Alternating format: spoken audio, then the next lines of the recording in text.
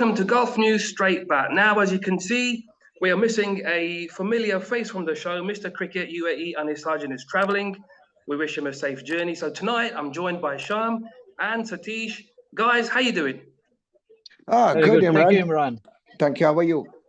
Good, Satish. Thank you. Okay, Afghanistan, we're aiming for another win tonight over Sri Lanka in the Asia Cup. This time in the Super 4 clash, which took place in Sharjah, but they failed. Sri Lanka won by 4 wickets. Sham, you were there at the Sharjah Cricket Stadium watching the action. What are your thoughts on the game tonight? Afghanistan was in the game till the 17th over.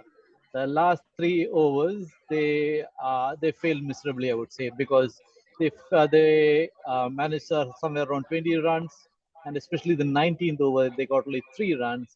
So which means they fell 20 to 30 runs short, and I think that mattered in the end. But going by what Sri Lanka chased, even the 30 runs, I doubt whether it have mattered, because it was full of fury. They were just their momentum was amazing, because they took off the blocks, especially with Kushal Mendes firing away, and even Pathum Nissanka picking up after that. So that momentum was mind-boggling. So, and the rest of the batsmen also kept up with it, right up to even Wanindu Hasaranga, right up to him. And of course, not to miss out on that 14-ball cameo by Rajapaksa. So all in all, it was a concerted batting effort, and Sri Lanka has come a long way from their earlier 2 losses. Satish, it looked like Dasun Shanaka's team, they clicked quite well tonight, didn't they? Yeah, Imran. I think they are peaking at the right time. I think initially the couple of matches they played, they were not up to the mark, and to be honest, the Bangladesh close win must have given them a lot of confidence to come into this game. And the good part is, of late I've been noticing that the teams batting second is getting a slight advantage. The wickets are easing out slightly.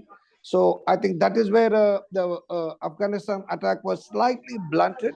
But all in all, nothing to take credit away from Sri Lanka. They played a brilliant game, and they were spot on, and they played to a plan. Satish, is that particular at the Sharjah Cricket Stadium, the team's chasing?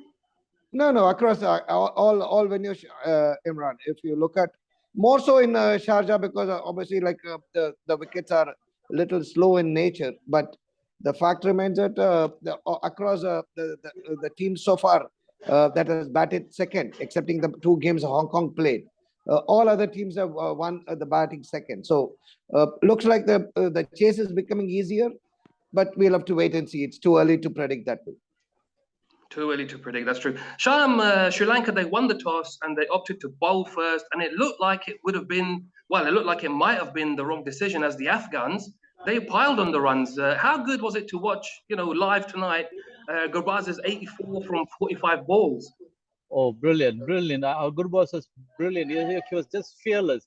He was not stopping at anything. The bowler didn't matter. He was not trying to nudge for runs. He was just unleashing stroke after stroke and just blazing away. It was an amazing sight. But he was a trifle lucky, because in Tikshna's second over, he was caught at long on, but the fielder trampled on the fence by a minute margin. But that let off, he used it to his advantage, and Afghanistan was able to reach such a good total, which they squandered in the end. Sham, he hit 6 sixes tonight. Did any of them come your way in the press box? Did you try to catch anything? No. No. Fortunately, nothing came our way, but some of them were massive hits. But Sham, it was a good response from Sri Lanka. They were chasing a big target. 176 was the target to chase. And after 6 overs, they had scored, I think, 50 for no loss. Was there a feeling inside the stadium that they were going to go on to win this match?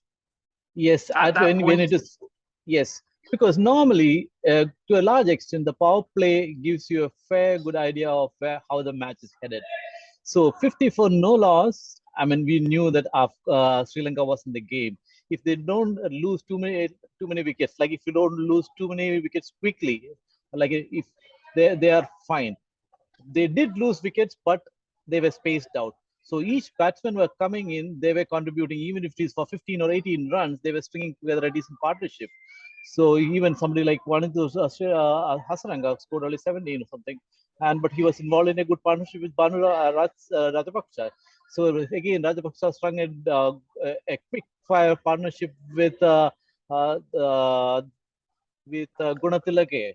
So yeah, so all these contributed in good measure. So except I think the only guy who missed out was Dasun Shanaka, because he was caught brilliantly at the fence.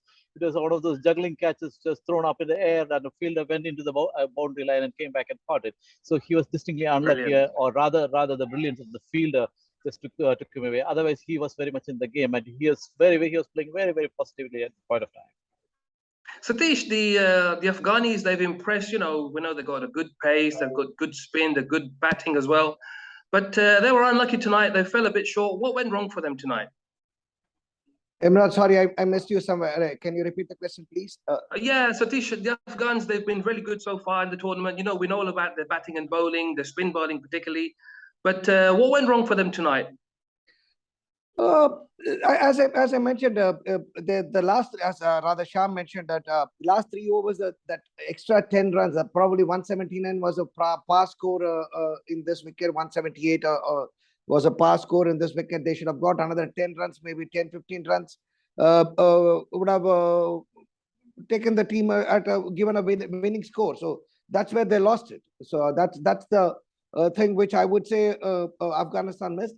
But again, in Afghanistan's case, I would say they don't have a very deep batting. Imran, their batting was not tested in the 2 matches they played.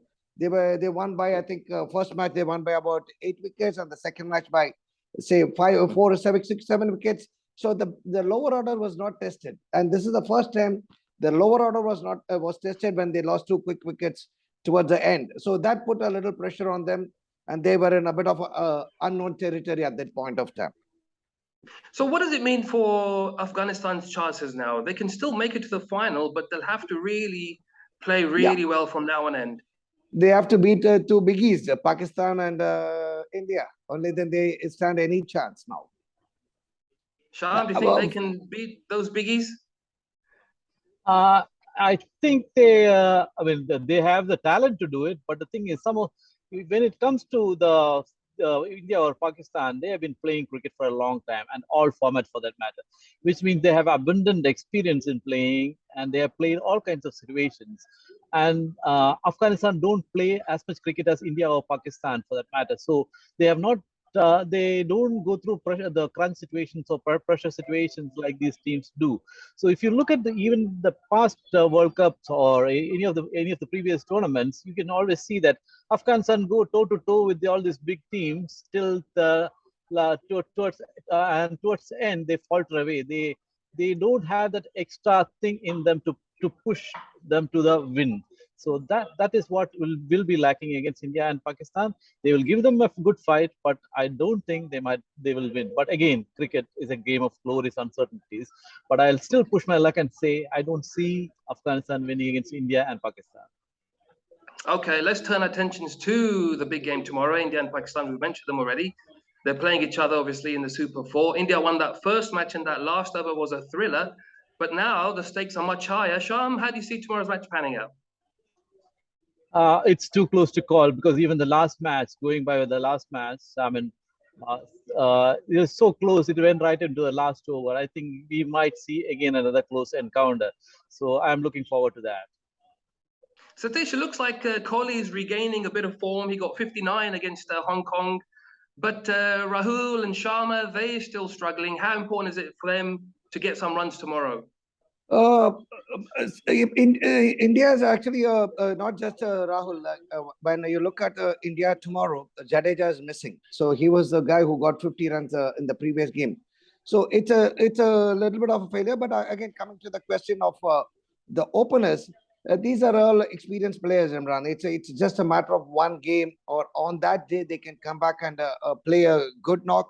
So I wouldn't look at the past performances. Yes, Rahul is struggling big time, and he's not able to time the ball well.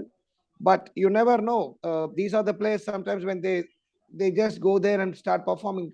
They have done that in the past. So All in all, it's going to be a good contest for Kohli, Rahul, Rahul and Rohit Sharma. But I'm sure they're going to come out well, and they're going to do well on the wicket tomorrow.